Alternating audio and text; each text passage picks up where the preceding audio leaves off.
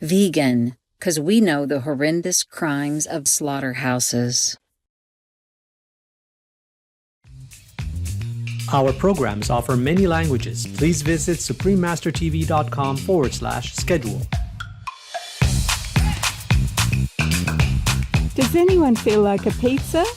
Impress your friends with your vegan cooking skills and treat yourself to a hot and deliciously tasty homemade Detroit-style vegan pizza. Classic Italian-American cuisine, part 1 of 2, Detroit-style vegan pizza. Watch on to find out more.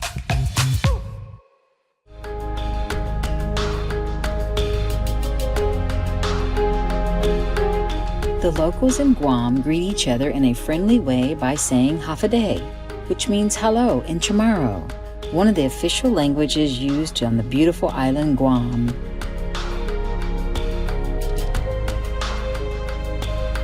My name is Talina. The big-hearted people of Guam applaud the noble and kind deeds you do for humanity.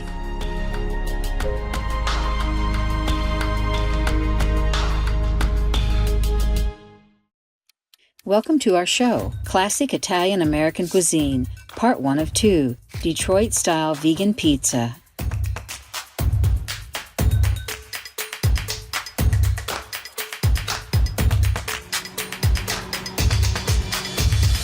Pizza was originally known as a food for the poor in 18th century Naples, but has since evolved to become a source of national, regional pride and cultural identity in Italy.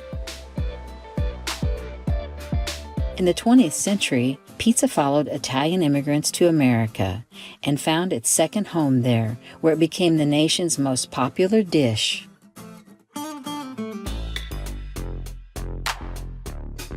Pizza has been adapted to local cuisines in America and has become a metaphor for cultural exchange. There are countless ways to create a pizza, giving rise to many names, such as Chicago deep dish, Sicilian, New York style, pan crust, or thin crust. The city of Detroit boasts a hearty pizza known as the Detroit-style square. It is baked in a rectangular pan, and unlike a traditional round pizza, various toppings are placed directly on the pizza dough, followed by cheese and red sauce drizzled on top. This unconventional pizza construction is to avoid the crust from turning soggy. Today, we are delighted to have Dave teach us how to make the iconic Detroit-style vegan pizza. Enjoy the show.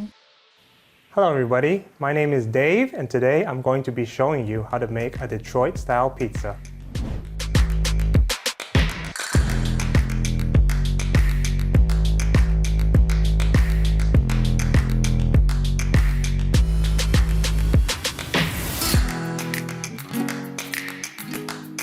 First we're going to be making our sauce. We're going to turn on our stove and bring it to a medium heat. Alright, this is a cup of ketchup. A half cup of water. And next will be our spices. Light brown sugar, cane sugar, black pepper, some salt, and some dry mustard powder. Make sure you stir all your ingredients together.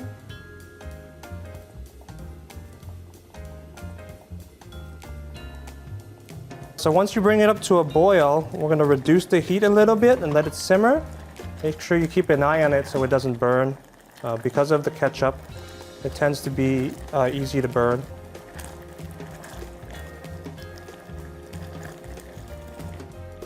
So the sauce is getting a bit darker, more of like a maroon kind of color. It's all thickened up now. We'll turn off our fire, and pour out all our sauce in there, and let it cool down. And now our sauce is all ready to go. Next, we're going to be making our dough for our pizza. So first, we're going to get some water about 115 degrees Fahrenheit. We're pouring in our bowl, yeast, maple syrup. All right, the maple syrup and the warm water is going to help activate the yeast very well. And in 10 minutes, you'll start to see it foam. Now our yeast is starting to activate and it's foaming. I have 2 cups of bread flour. Bread flour has more gluten in it, and that'll help really develop our pizza dough. And then we're throwing about a 1/4 teaspoon of salt. We're going to put it on our stand mixer, and I'm going to put it on a medium speed. Right now you can see that the dough is kind of slowly incorporated. If you don't have a stand mixer, you're going to have to knead this by hand, and that'll probably take about half an hour or so. Our dough has been kneading for about 5 minutes now, and it looks like it's all ready to go. Here we have a uniform dough. It's very smooth and well incorporated.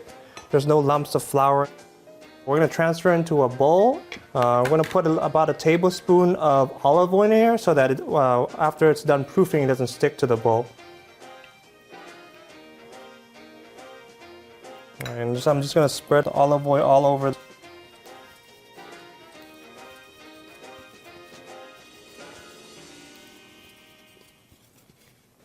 And then I'm going to just put my dough in there. All right, you can just mix up the dough a little bit with the oil. And once the dough is covered in the oil, we're just going to cover it and let it proof in a warm area for about an hour to 2 hours. If your climate is a bit colder, it might take a bit longer. Just make sure that it doubles in size. So I have a piece of dough here that I've been proofing for a couple hours. And let's take a look at it. It's about doubled in size now. Because this is a Detroit style pizza, we're gonna really need one of these steel pans. And you can also use a cake tin. Here I have about a 1/4 cup of olive oil. I'm gonna pour half of it into the steel pan. All right, once the pan is fully coated, I'm going to transfer the dough here so that we can proof it a second time. Make sure you're gentle with your dough when you're transferring it to the steel pan.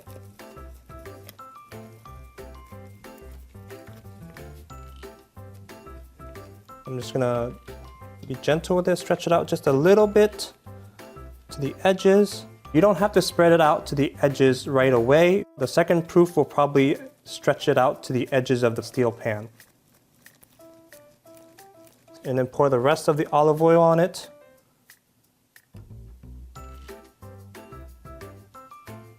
All right, make sure the whole dough is covered in the olive oil. And when that's ready, we're going to cover it with some saran wrap for a second proof. Leave this in another warm area for another hour, and after it doubles up in size again, we'll get ready to put our toppings on there and bake it.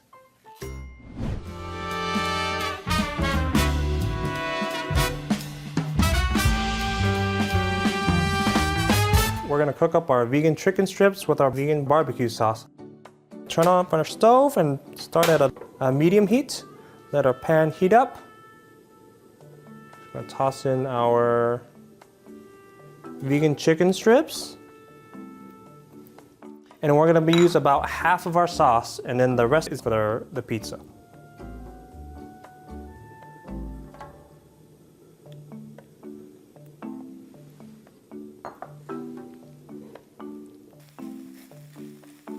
Stir it occasionally.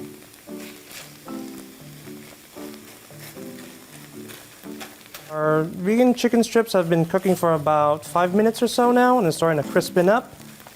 The vegan barbecue sauce is starting to dry up a little bit and starting to get stuck to the vegan chicken strips. Get ready to take it off the heat and transfer it onto a plate.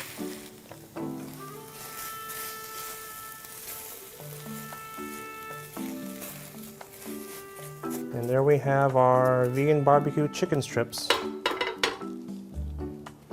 Now that our dough has proofed a second time, we're going to get ready to just put all our toppings on there and bake it. If the dough doesn't reach all the way to the edges, it's perfectly fine. You can just leave it. First, we're going to start off with our vegan barbecue chicken strips. Make sure every bite gets a little bit of the vegan chicken strips.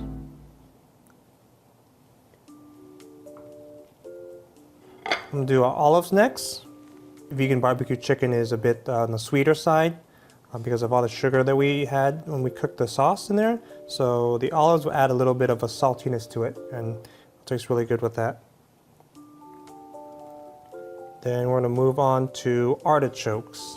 I like artichokes because it has a little bit of a sour, kind of a tartness to it, and it really complements the vegan barbecue chicken very well. Sometimes the whole piece is a bit too large, so I like to peel it in half.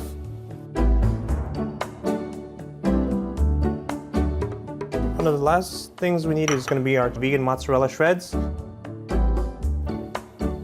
Alright, and once that's all on, we can get our vegan barbecue sauce. We're going to spread the sauce in like racer stripes. Just going to put 3 straight lines of sauce on there. Once we put it in the oven at 500 degrees, so everything's just going to get cooked very thoroughly.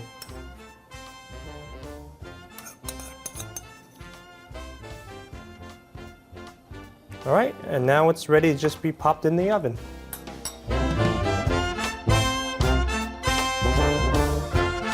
And in 20 minutes we'll check on it and it should be good to go. Alright, so our pizza's all done. Let's take it out. There we go. Wow, that looks great. I'm gonna let it here cool for about 10 minutes. Now that our pizza has cooled off a little bit, I'm gonna transfer it onto a wire rack. Start cutting it into pieces. My scissors here. Oh, you can hear that crunch from the crust.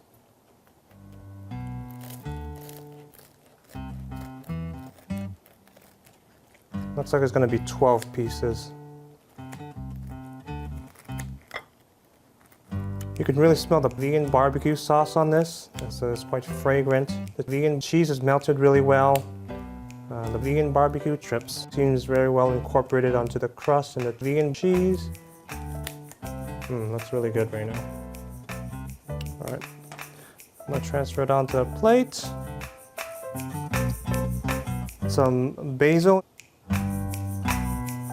We have our Detroit style vegan pizza. Alright, let's have a taste.